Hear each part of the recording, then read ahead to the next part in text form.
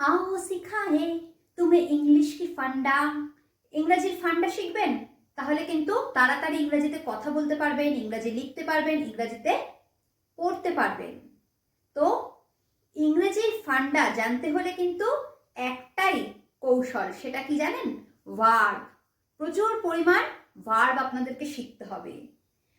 মানে আপনারা যত বেশি ভার্ব জানবেন, তার ব্যবহার জানবেন, তত তাড়াতাড়ি ইংরেজিতে এক্সপার্ট হয়ে যাবেন। তো আজকের ক্লাসে আমি আপনাদেরকে ভার্ব শেখাবো। আমরা নতুন অন্তত 5টা ভার্ব শিখবো এবং সেইগুলোর ব্যবহারও আমরা আজকে শিখবো। চলুন তাহলে তাড়াতাড়ি শেখা যাক। আমাদের প্রথম ভার্ব আজকে হচ্ছে আনা। আনা, আনা ইংরেজি কি? ব্রিং। পাস্ট টেন্সে কি হবে? ব্রট। আর ফিউচারে কি হবে? শ্যাল অথবা উইল ব্রিং। পরের আমাদের যে ভার্বটা আছে, মানে ক্রিয়াপদ আছে কেনা, সেটার ইংলিশ হচ্ছে বাই। পাস্ট টেন্সে হবে বট আর ফিউচারে হবে শ্যাল অথবা উইল বাই। বিক্রি করা ইংরেজি হচ্ছে সেল, পাস্ট টেন্স হচ্ছে সোল্ড, আর আমাদের যে ফিউচার আছে, ফিউচারে এর ব্যবহার হচ্ছে কি? শ্যাল অথবা উইল সেল। দাওয়া ইংরেজি কি? Give.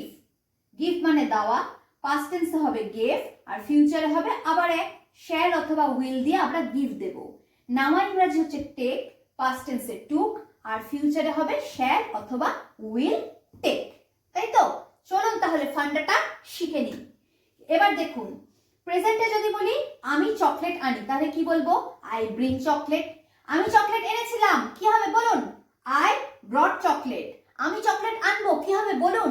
I shall bring chocolate. মনে রাখবেন আয়ের সাথে সব সময় শ্যাল হয়। পরেরটা কেনা। কেনা দিয়ে কি বলি? আমরা বই কিনি, তাহলে কি বলবো? উই বাই বুক। আমরা বই কিনেছিলাম, উই বট বুক। আমরা বই কিনবো, উই শ্যাল বাই বুক।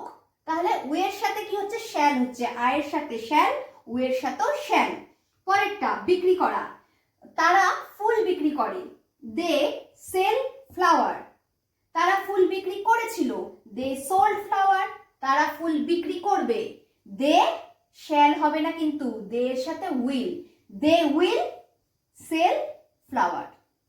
পরেরটা কি আছে? দাওয়া। দাওয়া ইংরেজি কি? গিভ। সে আমাকে চকলেট দেয়, সে বলবো না, আচ্ছা আমরা সেটা হচ্ছে থার্ড পারসন, এটা আমি পরের দিন আপনাদের শেখাবো। আচ্ছা, ইউ, তুমি, তুমি আমাকে চকলেট দাও, তাহলে কি হবে? You give me chocolate. তুমি আমাকে চকলেট দিয়েছিলে, ইউ গেভ মি চকলেট। তুমি আমাকে চকলেট দেবে, you will give me chocolate. পরেরটা নেওয়া। নেওয়া কি হবে? আমি তার থেকে চকলেট নিই, I take chocolate.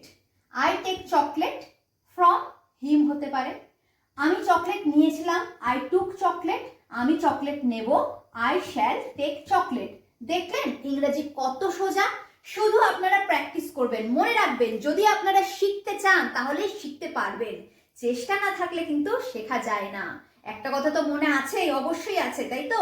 No pain no gain. Practice practice practice. আর শিখে যান ইংলিশ আমার সাথে।